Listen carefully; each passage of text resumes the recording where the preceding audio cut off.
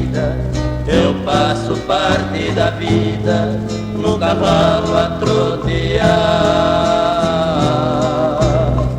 Dias e dias no matagal alagado, sentindo o cheiro de gado e ouvindo os peões gritar.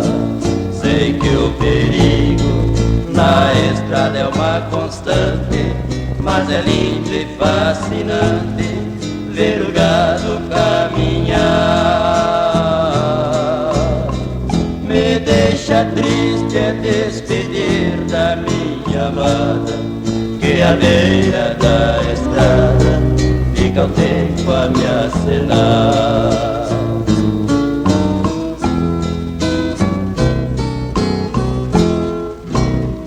Nem a poeira que o emaranhado de patas faz levantar sobre a mata não consegue apagar a imagem linda da cabocla esperança, que espera e não se cansa, vive sempre a me esperar.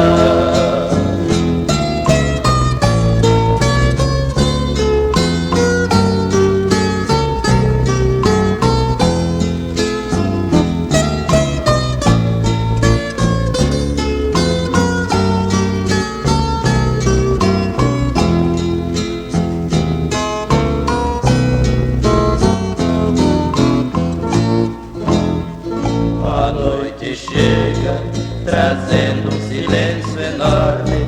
Enquanto a pionada dorme, eu vago na solidão.